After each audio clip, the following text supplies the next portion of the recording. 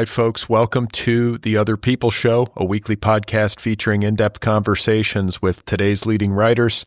It's a books and culture show. I am Brad Listi, and I'm in Los Angeles. It's great to be with you. Thanks for listening. Don't forget to hit the subscribe button, and you can follow me on Blue Sky and Instagram. I have a great episode for you today. I'm going to be talking with Gerald Howard. He's got a new book out called The Insider, Malcolm Cowley and the Triumph of American Literature. It is available from Penguin Press, and it is a finalist for the 2026 Andrew Carnegie Medal for Excellence in Nonfiction. It was also named a Best Book of the Year by the New Yorker magazine. It is about the life and work of Malcolm Cowley, who in American literature is probably not as well known as he should be, especially in contemporary times. Malcolm Cowley was a man of the 20th century, for sure. He was born in the late 19th century and came of age during World War I.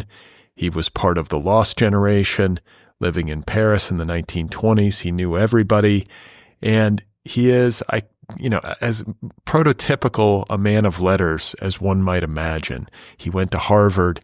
He was steeped in the classics. He read everything. He knew everyone. And he ended up having an incredible career as a literary critic and as a very influential editor who played a significant role in the lives and careers of innumerable writers, including luminaries like Ernest Hemingway, William Faulkner, John Cheever, Jack Kerouac, and Ken Kesey.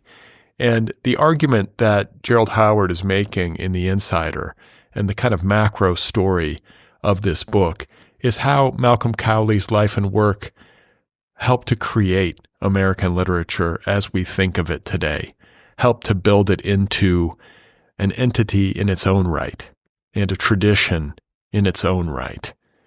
So a very fascinating book and a great conversation with Gerald Howard. You're going to hear that in just a minute. So it is the beginning of the year. It's a time to take stock. It's a time to set goals. It's a time to reassess, think about your life, all the things you've done and haven't done, all the things you wish you could do or would do, and you got to try to come up with a plan. It feels like a lot of pressure. I kind of resent it, if I'm being honest. I kind of want to resist it. I don't want to get into it. I don't want to fall prey, and yet I do on some level. I'm trying to think about the rest of my existence and what I want it to look like and what I want to have happen. Is my life good enough? Have I done enough? Is it meaningful enough? Have I maxed out my potential as a human being? Does that matter? Does it really matter? I guess on some level it does. I feel confused about a lot of it, but I'm trying to think, about what I want to have happen. I want to get my book done that I've been working on. That's on my list. That's probably at the top of my list, is just to get this draft out of me. I'm about, 60% of the way, but things got slowed down this past year with the launch of Deep Dive. Incidentally, Deep Dive is my company. It's a learning platform, and you can get writing courses on the Deep Dive app taught by leading contemporary authors. The flagship course is called How to Write a Novel. It's more than 50 hours in length, and it features instruction from nearly 4 amazing writers, including Melissa Broder, Stephen Graham Jones, Steve Almond, Vivi Ganeshananthan, you name it. So check that out at www.deepdive.audio. Make this the year that you get your book done. Maybe I should take my own courses. Maybe that's the answer. Otherwise, don't forget to sign up for my weekly email newsletter. You can do that at bradlisti.substack.com. It's a great way to keep up with the show. I also share a list of links to things that I've been reading and finding interesting. So check that out over on Substack, bradlisti.substack.com.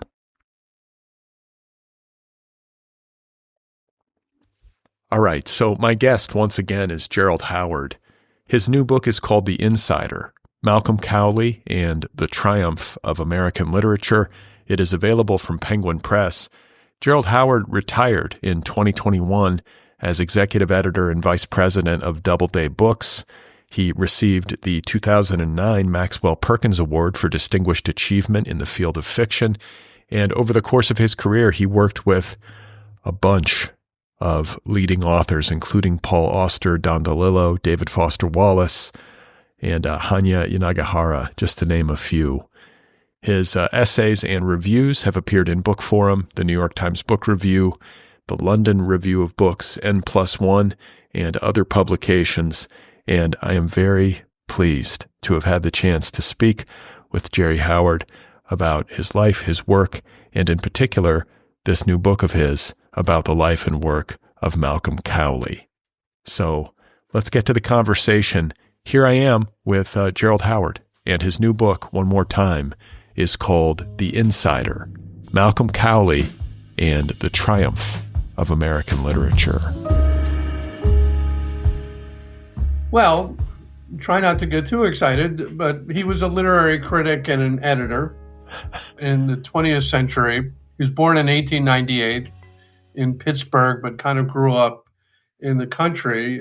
He was a scholarship boy. He went to Harvard in 1915, and Harvard was the place to be. He had literary ambitions, and Harvard was the place to be.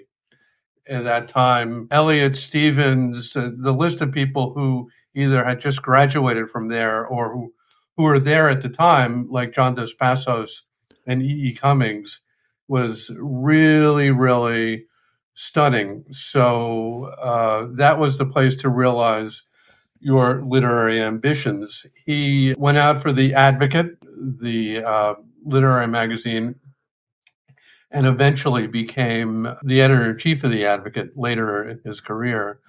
But the big thing that he did when he was at Harvard was that in 1917, just before the United States entered World War I, he became what was called a gentleman volunteer.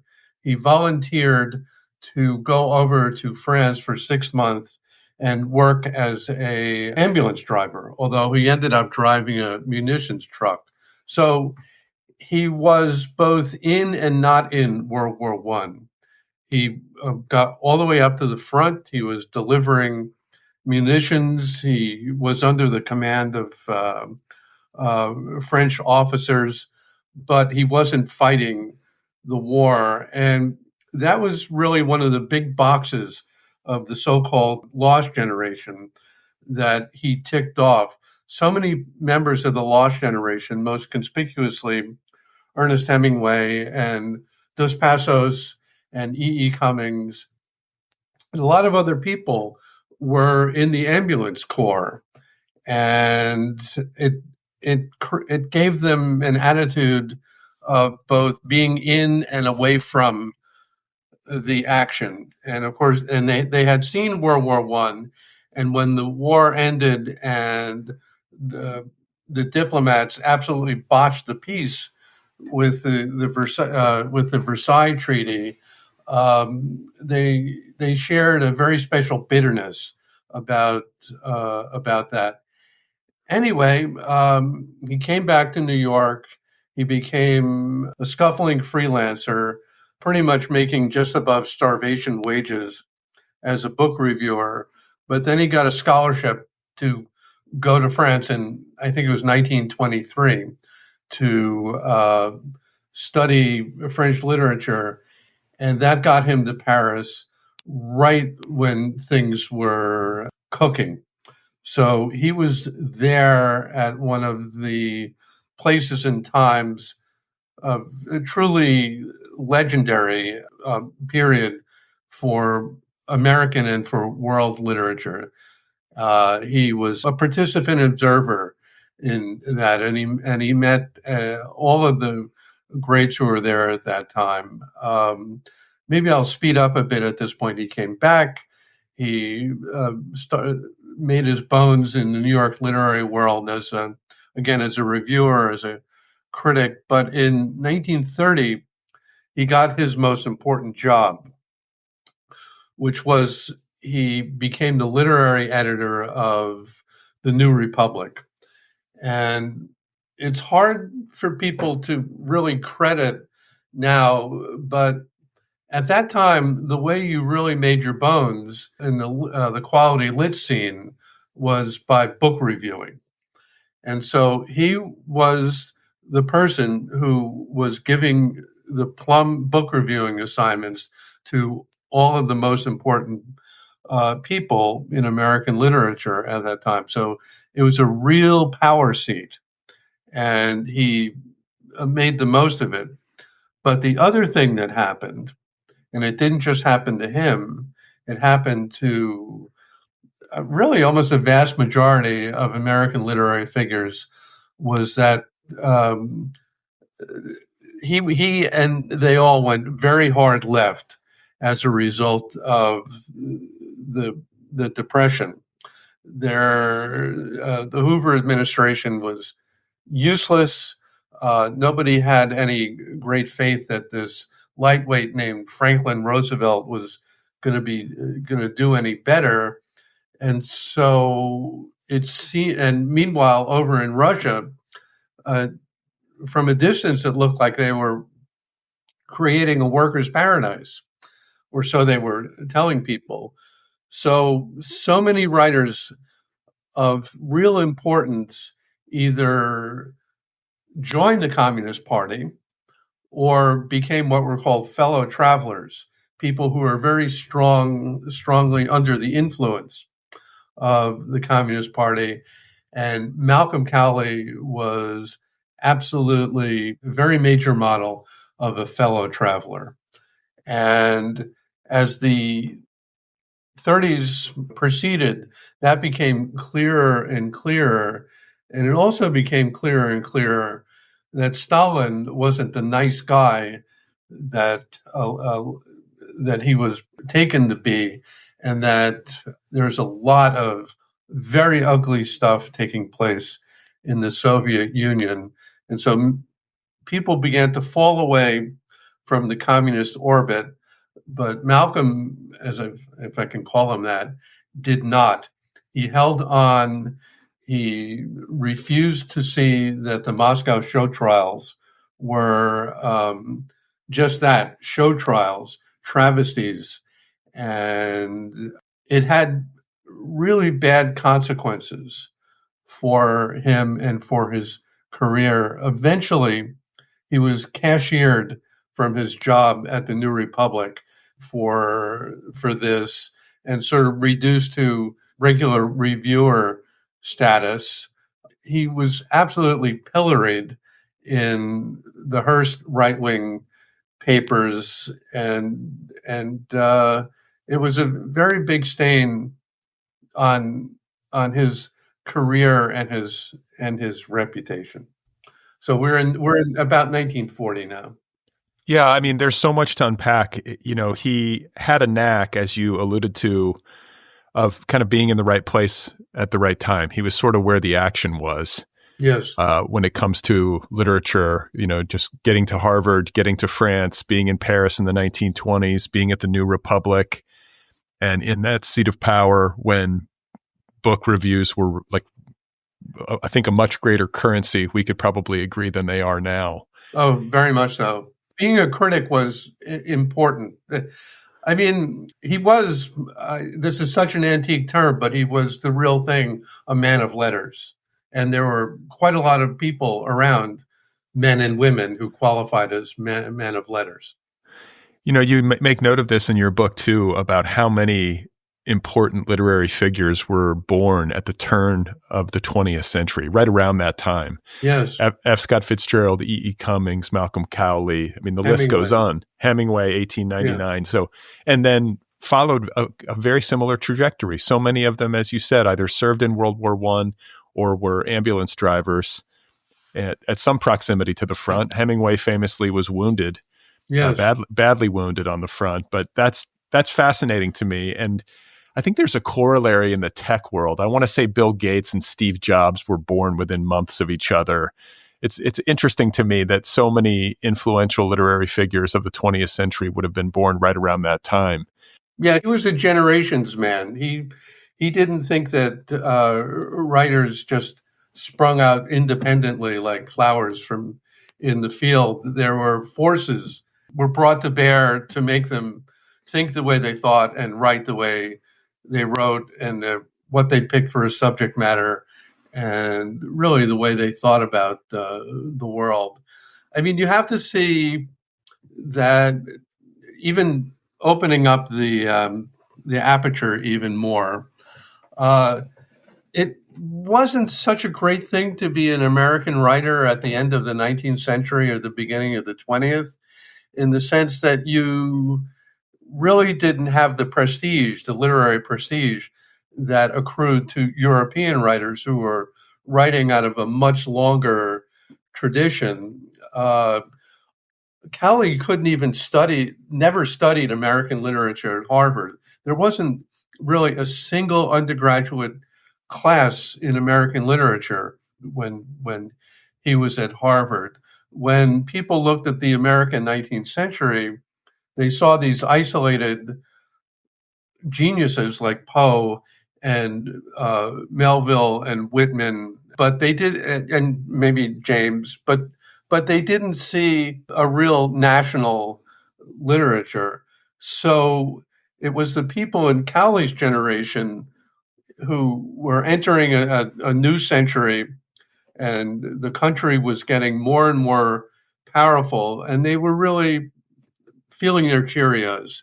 They were feeling that it was our time now, and indeed it was. I just, to refer to the subtitle of my book, The Triumph of American Literature, I think the story that I tell really does constitute a triumph of a sort, and I'll stand by that word. So when it comes to Cowley's literary ambitions as a young man, we should say, as you know, all great men of letters tend to be, he was an outstanding reader from early in his life. His parents would constantly find him like curled up with a book. He read voraciously, and that came like very easily and naturally to him. And then when he gets to Harvard with this interest in books and literature, does he have like a plan? Like, did he envisage for himself that he would become this great editor and critic, or did he think of himself as a poet and a novelist? It was really his first ambition was to be a poet. And that's another difference between then and now. That was, so many people first saw themselves as poets, and he was really serious about it. He was quite good at it. There's one book that he kept on adding to over the course of his life called Blue Juniata that is, I would say, enduring. He wasn't a truly great poet, but he was quite a good one. But the other sort of the knock-on effect of his serious interest in poetry was that he was a very good critic of poetry. He knew how the stuff worked. He knew the whole canon of American and European poetry very, very well, and it was a string to his bow, and it mattered to him for his entire life. Yeah. And you met Malcolm Cowley late in his life. Yeah. So I came on to him in 1973 when I read a really terrific review of his sort of group portrait of his lost generation friends and confreres called A Second Flowering. And I was really blown away by it because these portraits gave me such an intimate sense of people like Faulkner and Hart Crane and Hemingway and Fitzgerald and Thornton Wilder and E.E. Cummings. And that was kind of news to me because, you know, I'd been an English major at Cornell and got a really good education there, but it was sort of the tail end of the reign of the new critics, you know what I mean? And there wasn't a whole lot in the curriculum about the writers themselves. It was much more about what they wrote. So there's an awful lot I did not know about the lives of the people that I had studied in college. And Cowley, in that book, really filled the bill. And then about 8 years later, I got a job at Viking Penguin. And Malcolm had been, since the very late 40s, a consulting editor for the Viking Press. And he came into the office one day, and you always knew he was in the office because he was very deaf, and so he had a loud, booming voice. And I heard that voice, and I got myself over to the conference room where he was, and I introduced myself. Hello, Mr. Cowley. I mean, I was really, really in awe because, well, as I say in the book, I experienced exactly the same emotions that Billy Crystal experienced when he met Mickey Mantle. I was really abashed. And I saw him 3 or 4 times over the years. I became his last editor.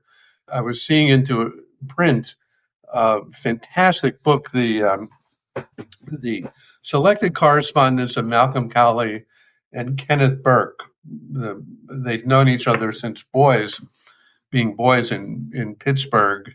It was a wonderfully rich correspondence spanning decades. And I was even at his 90th birthday party up in Sherman. So I did get to interact with him a bit, and it was one of the great honors of my career, really. Yeah, and as you were talking earlier about his political turn in the 30s, that section of the book where he,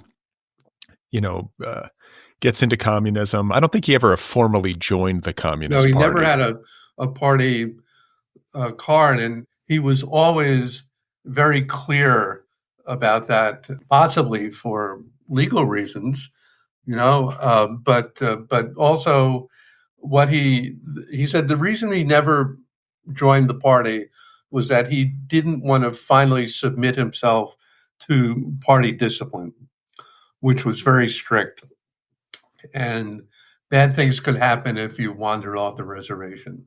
But he followed literally the party line in many, many ways. Yeah, I feel some echoes of that in the present day, especially among the literary set. Did you sense that as you were researching and writing? I tried. Yes, but I kept them to one side because I was very, very conscious not to indulge in presentism. I really didn't want to tailor my portrait of Cowley in a way that was trying to fashion an idea of him to make him contemporary. I didn't think it would be successful in the first place.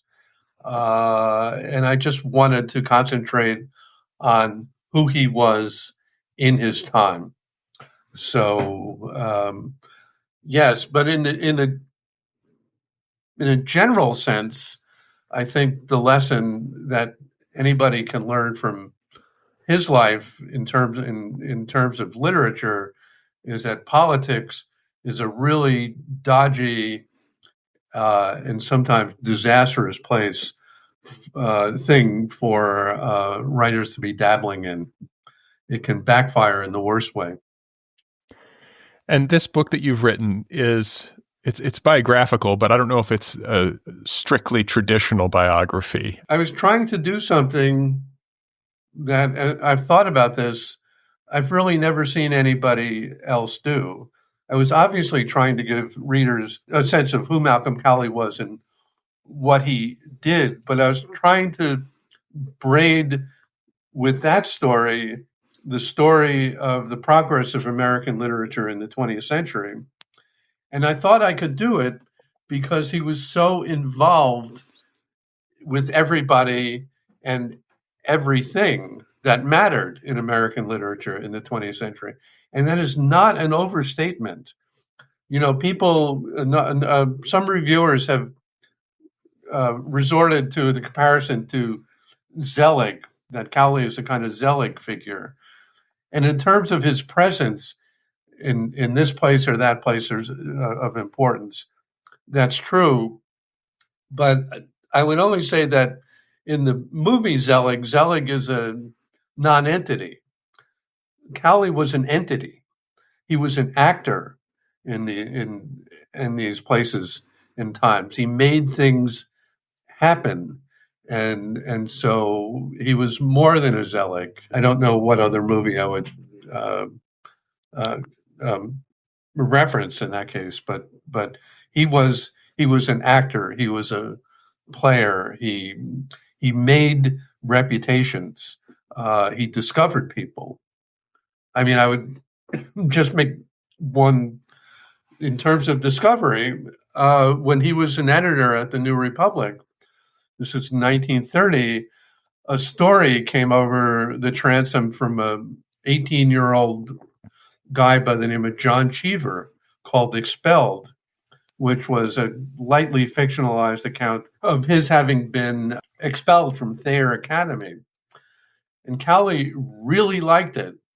And he got the New Republic to publish it, even though the New Republic really didn't publish fiction. And then he became friends with Cheever, who shortly thereafter came to New York. And he gave Cheever an awful lot of good advice about getting his stories published. And he connected Cheever with Catherine White at the New Yorker, which helped to inaugurate Cheever's lifelong association with that magazine. So that's just one of the many things that Cowley did as an editor and a friend to writers. He gave Alfred Kazin his first byline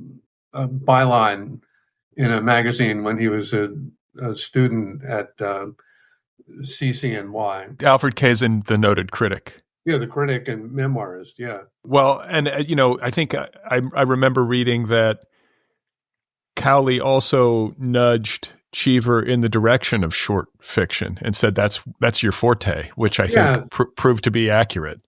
Exactly. The Cheever would, the novel was the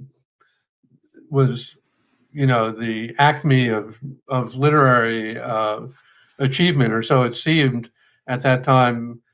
And Cheever said, "But you're right. Your real gift is short fiction," and indeed, it turned out to be true. Those are the things we'll remember.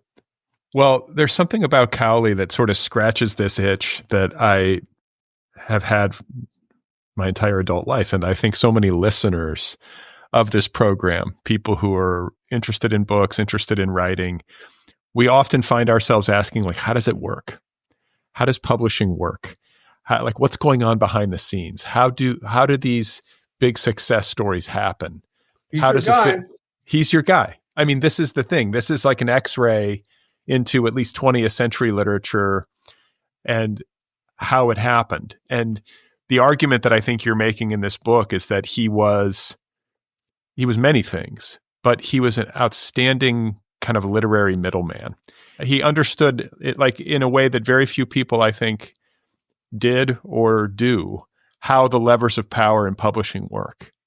Could I maybe tell the story of On the Road as an example of that? Yeah, I mean, we're definitely going to get into all these kind of like this string of huge, like either revivals or literary success stories that he played a part in. But Kerouac was certainly one of them, and you're more than welcome to. Yeah, I mean, one of the reasons I was a working editor for 42 years in large New York publishing houses. Perfectly wonderful job, which had its stresses.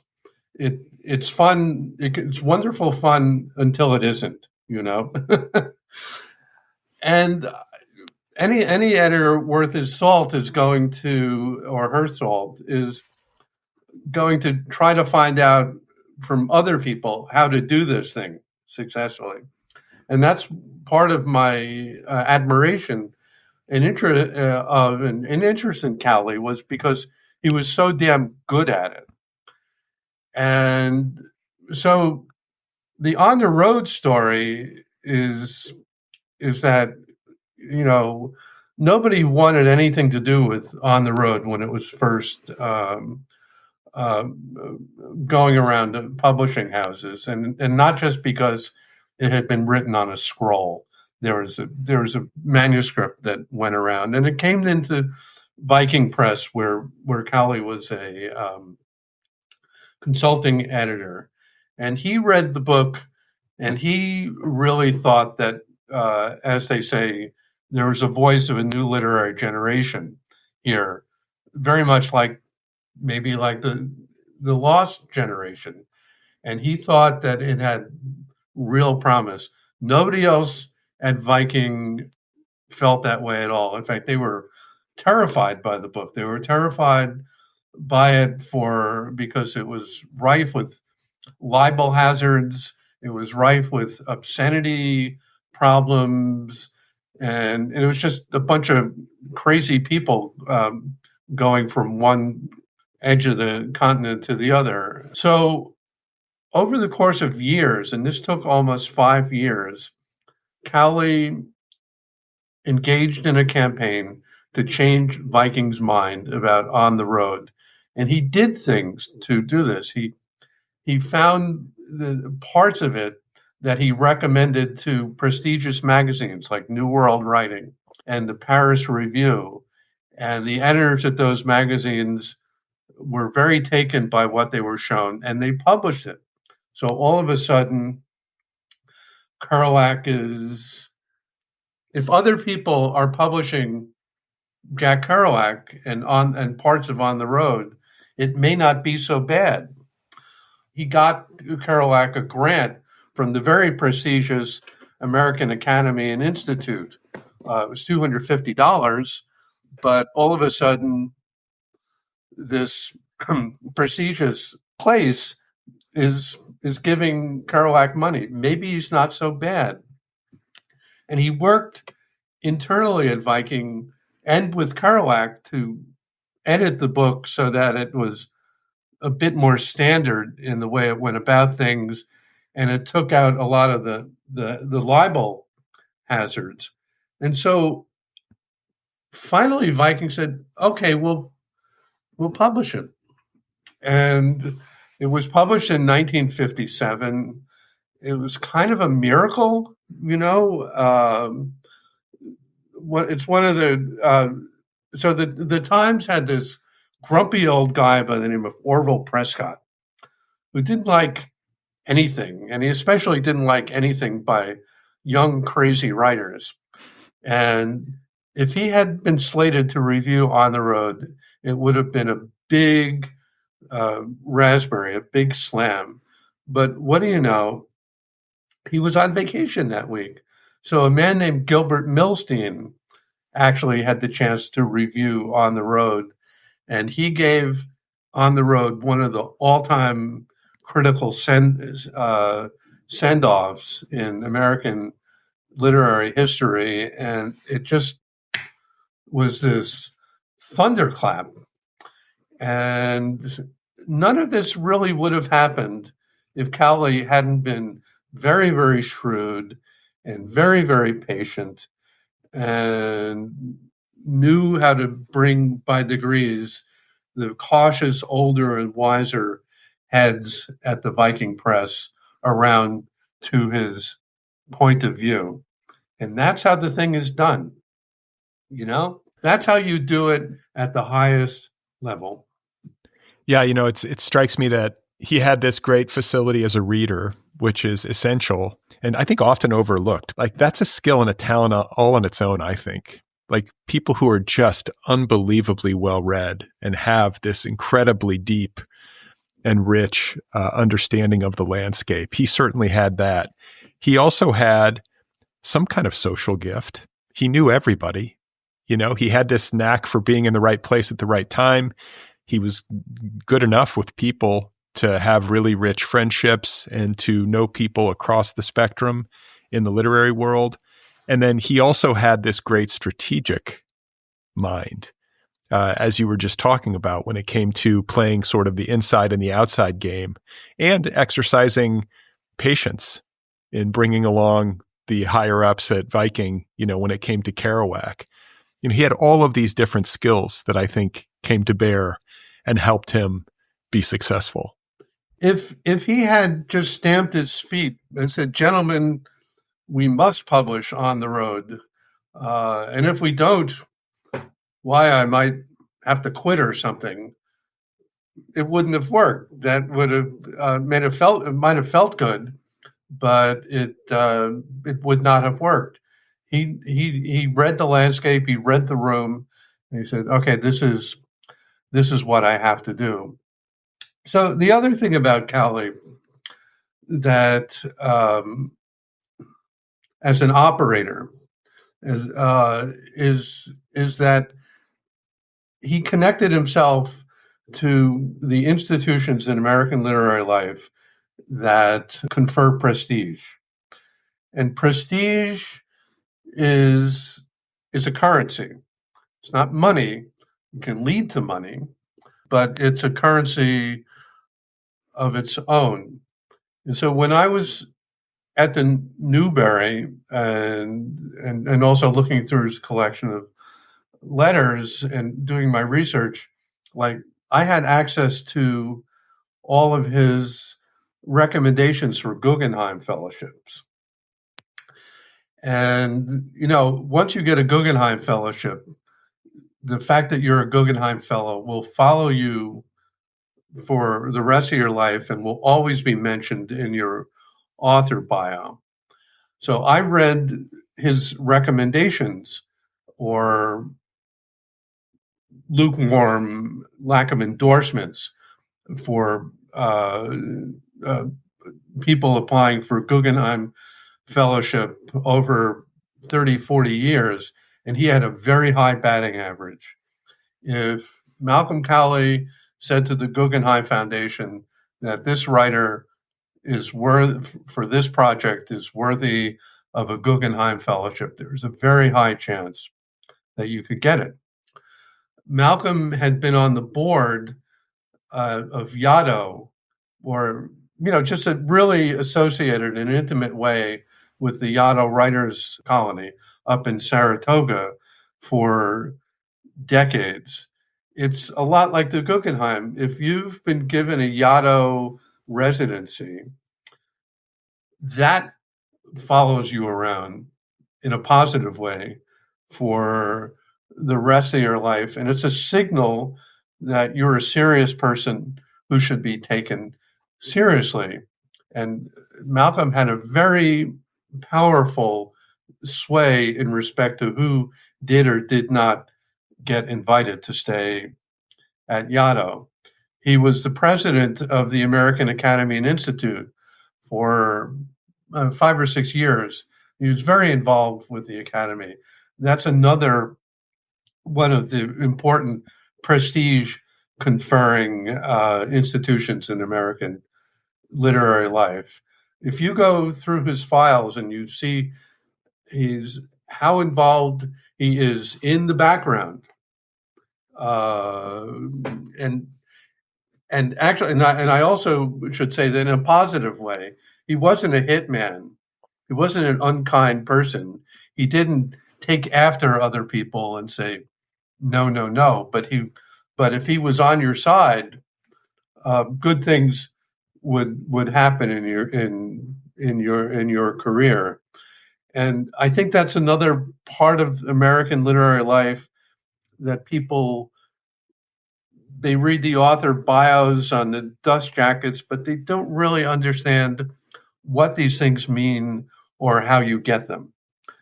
And it helps. Cowley could get you one if he was, or help you get you one. Right. Well, speaking of good things happening when Cowley was on your side, we have to talk about William Faulkner. And sure. I did not realize the degree to which Malcolm Cowley was instrumental in possibly saving Faulkner from total obscurity. Yes. He was the principal inside man who kind of created what we now understand as William Faulkner, as one of the most significant writers of the 20th century. Yeah, it's another miracle, really.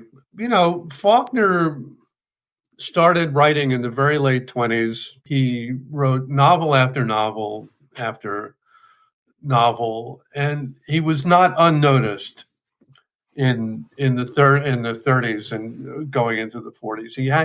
He had a lot of people of consequence in his corner, critically and otherwise. He was published by Random House, very, very powerful and prestigious publisher. But there were strong naysayers in respect to William Faulkner. There are people who found his books difficult to read, still do.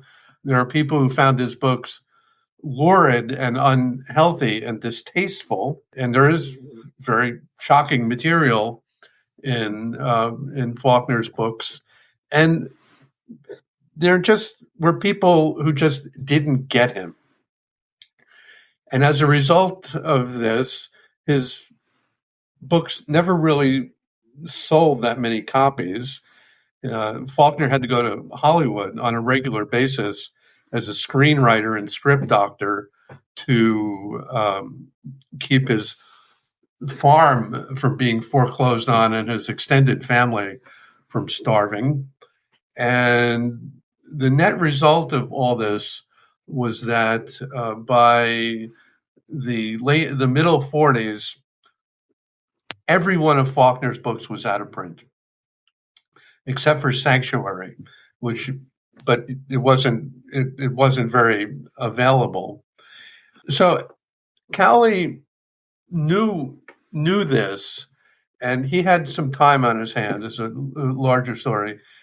He felt that there was a real injustice being done here, and he thought that part of the problem was that people were looking at Faulkner from one book to one book and another book, and not taking in the big picture. That they didn't see that these Yoknapatawpha County books were all connected, and that Faulkner was crafting a large mythic narrative about the American South, and he wanted to do something about it. So he started writing a long critical piece. He got in touch with Faulkner to ask him some questions about his intentions and what he thought he was doing. And at a certain point, he suggested to Viking that a portable Faulkner the portable series had just started during the war, and he thought the portable Faulkner was a good idea, and he could demonstrate these interconnections and make the case for Faulkner. And at first, Viking said, he's not much of a seller, Faulkner. I mean, it is shocking to me that Maxwell Perkins, the great editor of Fitzgerald and Hemingway and others, wrote to Cowley and said, Faulkner is finished. Maxwell Perkins said that. That was his take on Faulkner. But Cowley wouldn't give up.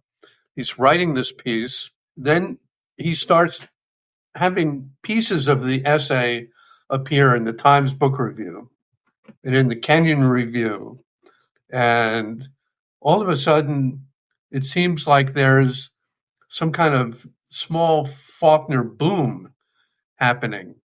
And Viking calls him up and says, "Are you still interested in doing this portable Faulkner?" He said, Yeah, I'd like to do that. So again, it's a great technique, like a one-man campaign to make it seem like there's a big boom in William Faulkner. It's really just parts of one essay that he's placing in just the right places to get people's attention. And anyway, he goes ahead. He puts together this brilliant anthology that is just like the starter kit for beginning to understand what Faulkner is doing in Sound and the Fury and Absalom, and all of that with an equally brilliant introductory critical essay.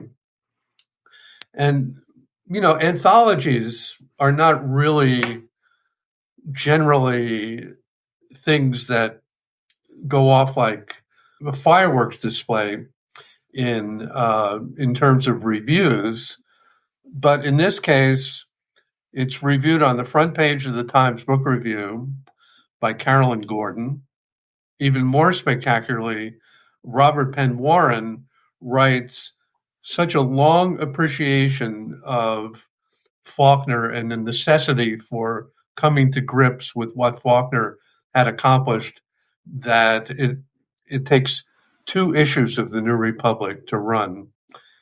And all of a sudden, Faulkner is back, and I don't think you can literally say there's a direct line from the portable Faulkner to the Nobel Prize 4 years later, because strangely enough, Faulkner's stock was much higher in Europe than it was in the United States. They were crazy for him.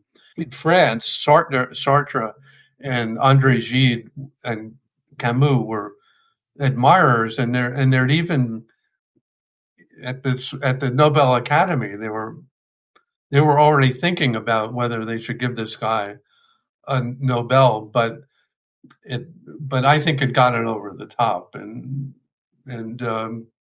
now Faulkner probably is regarded as the greatest American novelist of the 20th century. At least you can make a very good argument for that. No doubt. It wouldn't have happened if Cowley hadn't just been annoyed by the injustice of Faulkner's work being neglected and decided to do something, and then had the moxie and the savvy to make it happen.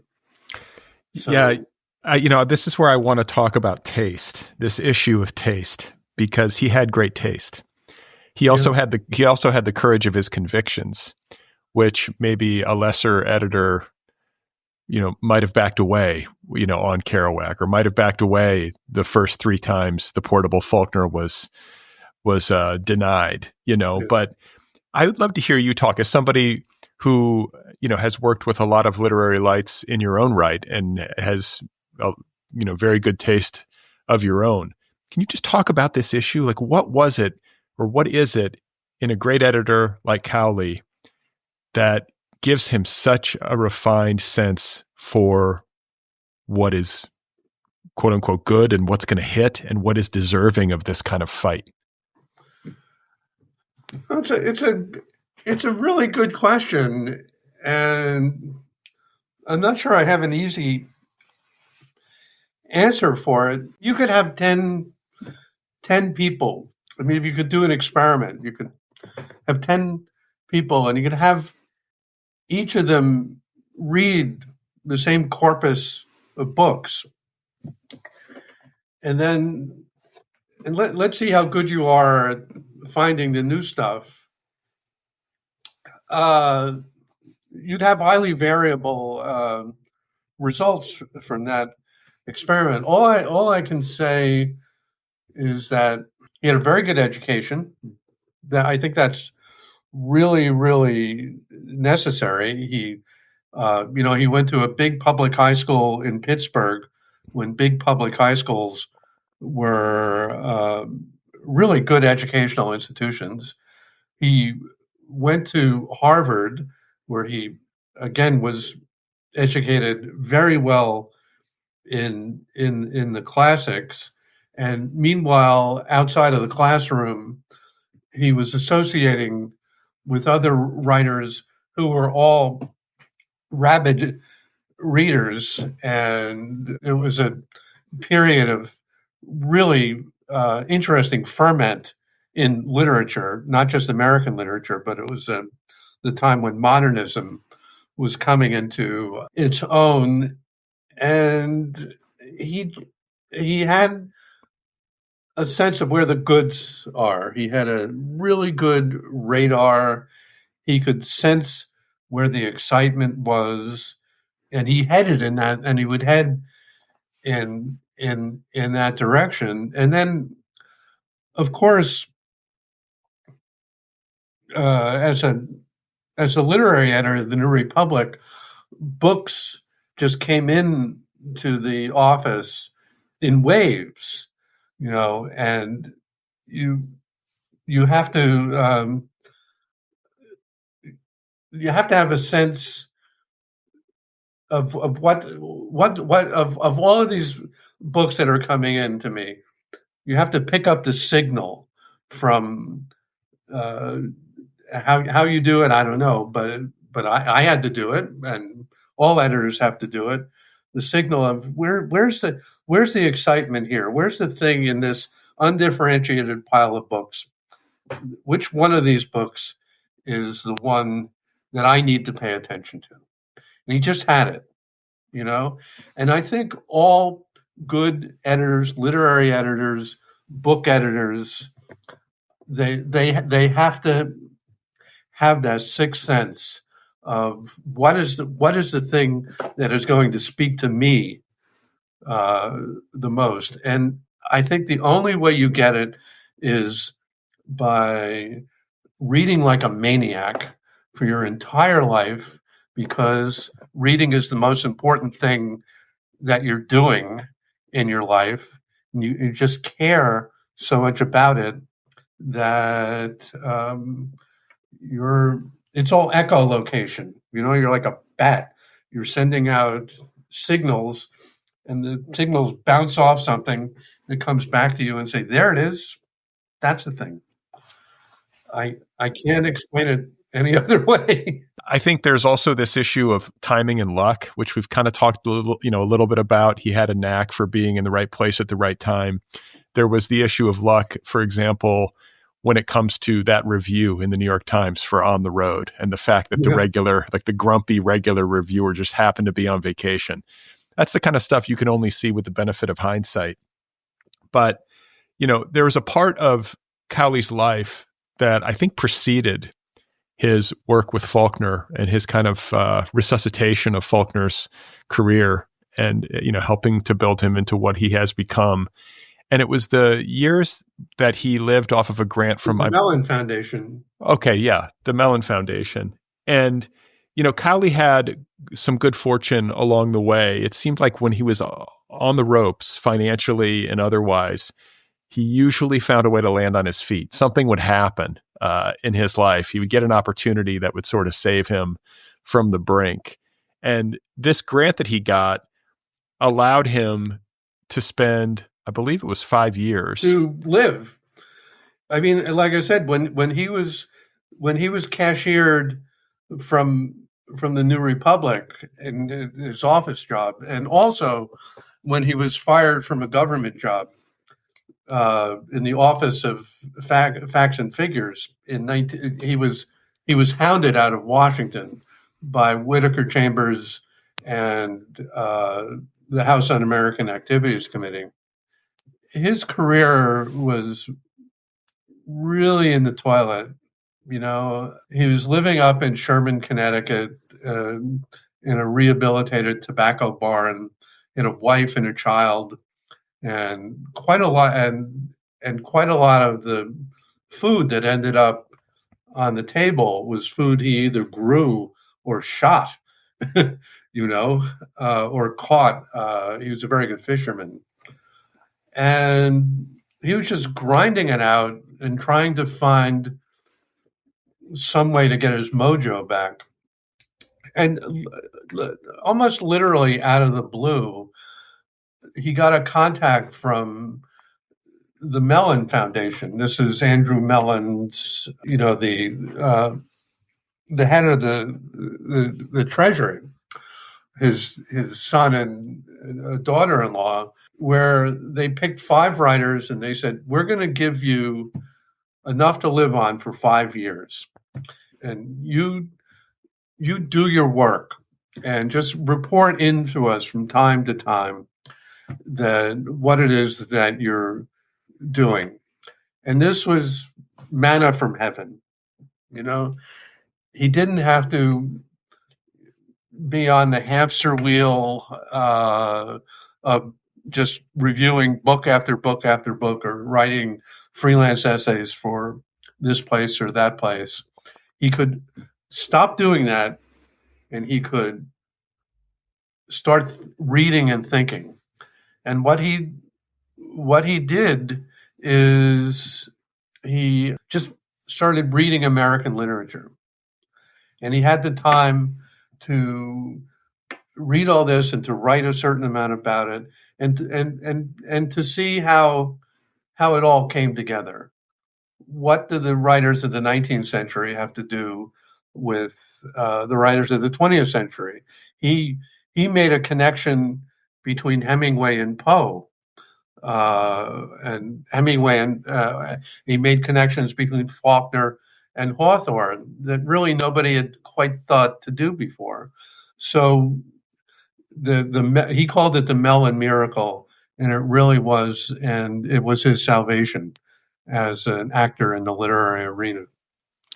Well, yeah, I mean, my read of it is that it was kind of like this pivot point in his life and career, and it was the fulcrum. When you consider the fact that in the years following, assuming I have my chronology right, in the years following that 5-year grant period where he got to read so deeply, like unencumbered by like the need to, make a living, that preceded his work with Faulkner, his work with Kerouac, and his work with Ken Kesey, who I want to talk about. But that is an incredible run that he went on. It made it possible for him to do the portable Hemingway and the portable Faulkner.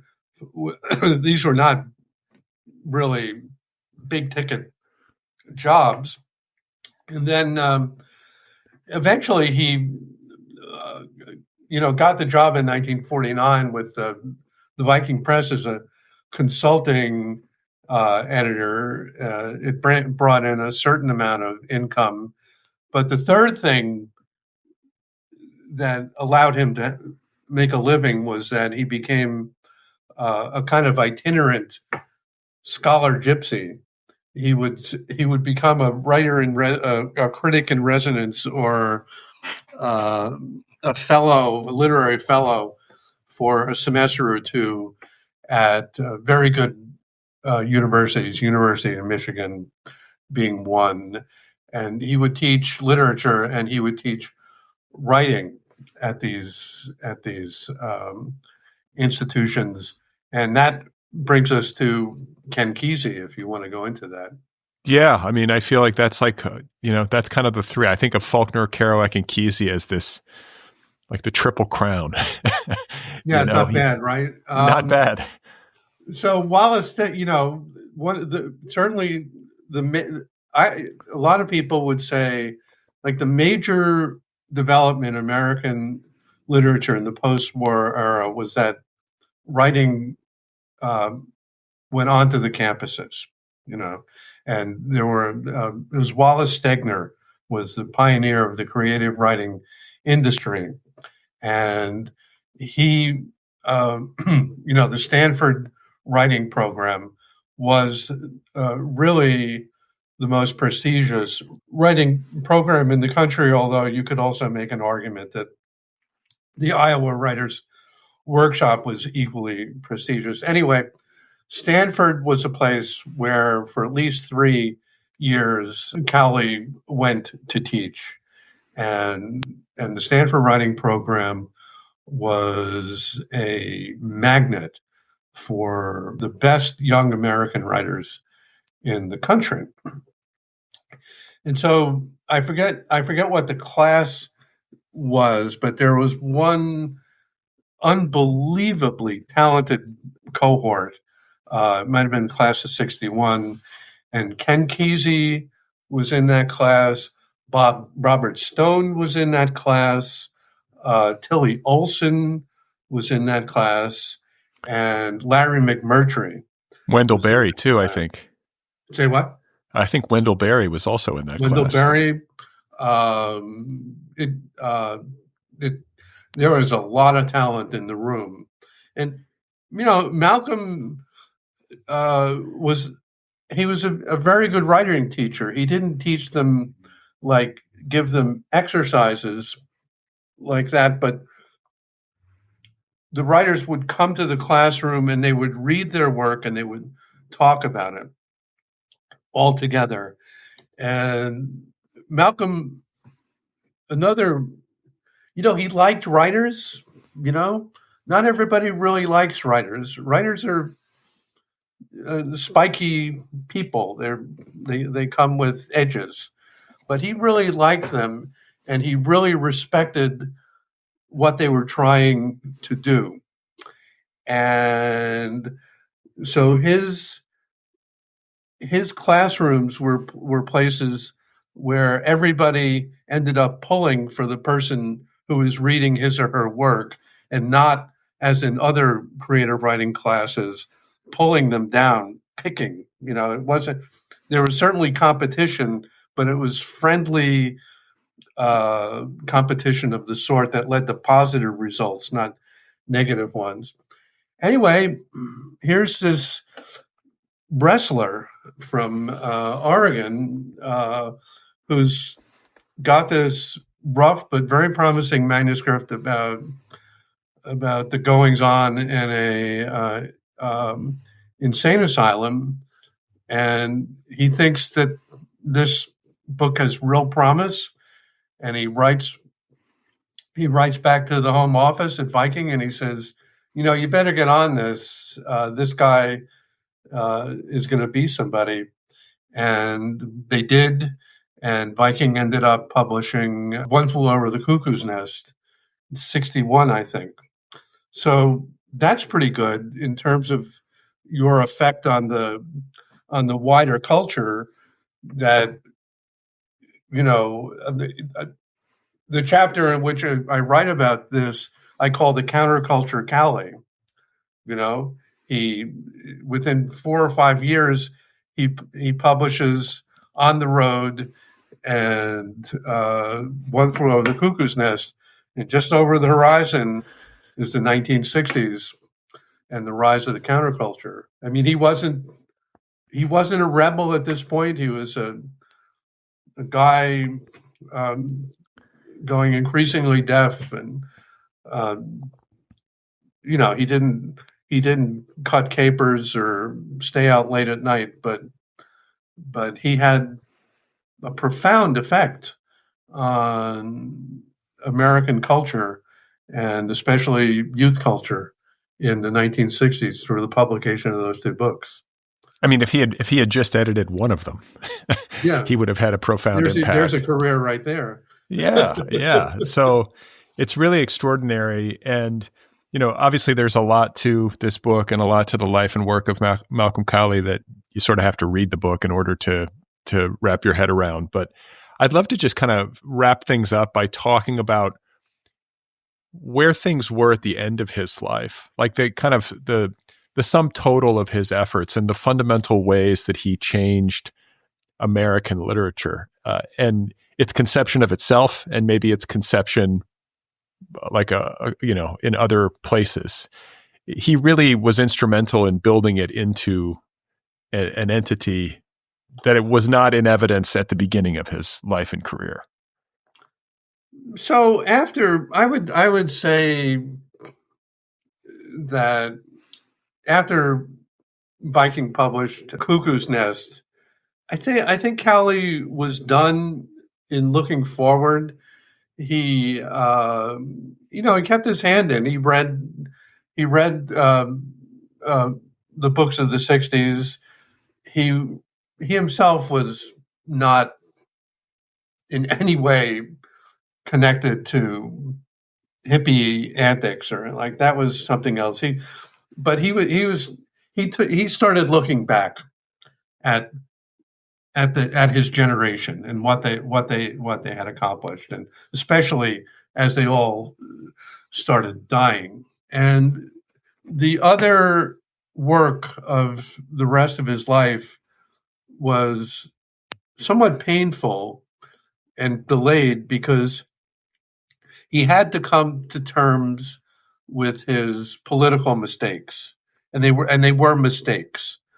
At one point, when I was sending chapters to my editor, Scott Moyers, he'd come back and say, "Well, this is pretty good, but don't be so judgmental." He was, and he was, I didn't want to be in the tank for Malcolm Cowley. I wanted to be frank about where I felt that he had gone off the rails politically, but he hadn't really written about it in a straightforward way, and he started doing that. But it was mostly his work for the rest of his life, aside from the things that he did for Viking, keeping the Portable series up and going, had to do with summing up and looking back and trying to judge tell the story of where American literature had been when he came on the scene and where American literature was now being 70s and early 80s. And it's quite a journey. And he was very proud of it, very proud of what American writers had accomplished in this century. And he was right to. In the beginning, American literature was considered to be a pretty minor literature on the world stage. At the end of it, American literature is a major literature. And that happened on Cowley's watch, and he had something to do with it. So you yourself worked in a similar vein throughout your career. You retired, I believe, in 2021 as executive editor and VP at Doubleday. Correct. And I would love to hear your thoughts on how you view American literature today. What's the state of things? I've noticed that we're pretty down at the mouth in the literary discourse. Is pretty pessimistic. There are a lot of challenges to what you would call literary fiction today. The market is not robust. It seems like a lot of the really great people, Tom Pynchon has had a kind of late career renaissance, but